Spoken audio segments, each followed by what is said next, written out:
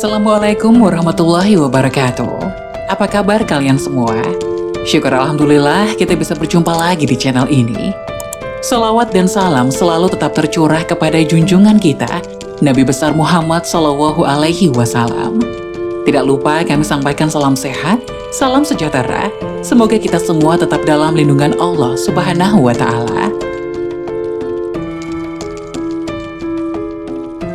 Seperti biasa, kita akan berbagi kisah dari yang unik, menarik, sampai bikin nangis. Semoga bermanfaat.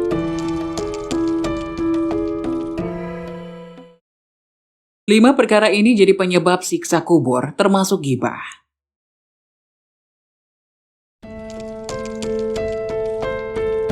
Siksa kubur nyata keberadaannya. Bahkan Rasulullah Shallallahu Alaihi Wasallam mengajarkan Muslim bacaan doa agar terhindar dari siksa kubur tersebut, yang pedihnya tergambar dalam surat Al-An'am ayat 93, yang artinya, siapakah yang lebih zalim daripada orang-orang yang mengada-ngadakan dusta terhadap Allah atau yang berkata, telah diwahyukan kepadaku, padahal tidak diwahyukan sesuatu pun kepadanya, dan orang yang berkata, aku akan mendatangkan seperti yang diturunkan Allah.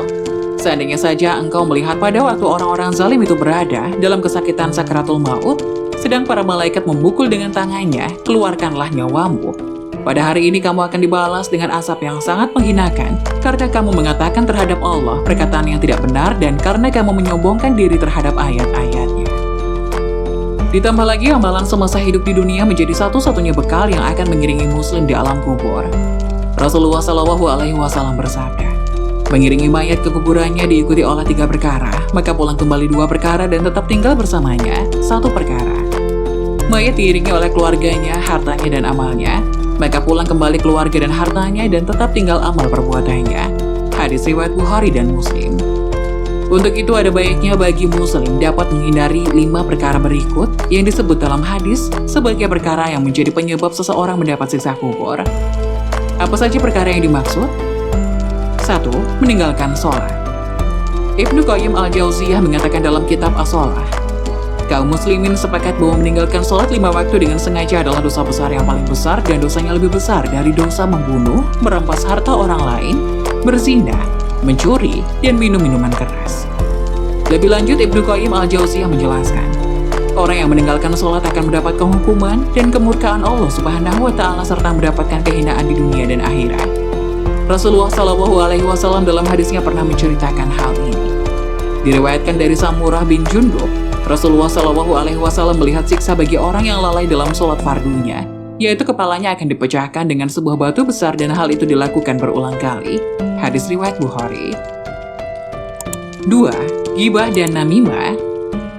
Menurut Mahir Ahmad As-Sufi dalam buku Ensiklopedia Akhirat, ghibah bermakna menggunjing orang lain, sementara namimah adalah perbuatan mengadu domba dan selalu membesar-besarkan berita, hingga orang yang mendengarnya menjadi panas. Disebutkan dalam riwayat Imam Ahmad dan Tabrani, hadis riwayat Ya'la bin Syabah pernah mengisahkan, Rasulullah Shallallahu Alaihi Wasallam pernah melintasi sebuah kuburan yang penghuninya sedang disiksa. Kemudian beliau bersabda, sesungguhnya mayat ini banyak memakan daging orang lain atau ghibah. Dalam riwayat lain dengan redaksi serupa, Rasulullah Shallallahu Alaihi Wasallam bersabda, orang tersebut menyakiti orang dengan lisan dan terus melakukan ghibah. Hadis riwayat Ibnu Hibban. 3. Buang air kecil sembarangan. Perkara selanjutnya yang menjadi penyebab siksa kubur adalah buang air kecil sembarangan.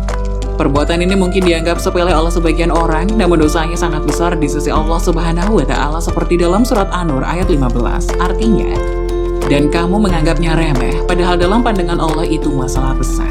Orang yang membuang air kecil sembarangan mengindikasikan bahwa orang tersebut jauh dari bersuci dan tidak pernah melakukan sholat.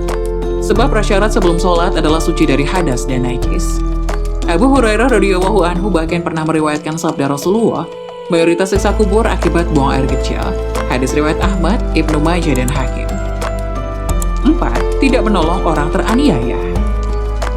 Tidak menolong orang yang teraniaya ketika mengetahui juga termasuk dalam perkara penyebab siksa kubur. Hal ini didasarkan dari salah satu hadis yang diriwayatkan oleh Ibnu Mas'ud radhiyallahu anhu yang mengutip sabda Rasulullah. Rasulullah Shallallahu Alaihi Wasallam mengisahkan ada seorang hamba Allah Subhanahu wa Ta'ala yang dihukum cambuk sebanyak 100 kali di dalam kuburnya. Ketika hamba tersebut meminta untuk diringankan menjadi 1 kali cambukan, justru yang ada kuburannya dipenuhi oleh api. Ia pun bertanya, dosa apa yang membuatmu mencambukku? Mereka menjawab, sesungguhnya kamu melakukan sholat tetapi tanpa bersuci, dan kamu melewati orang yang teraniaya tetapi kamu tidak menolongnya. Hadis riwayat Imam Tohawi. 5. Gulul.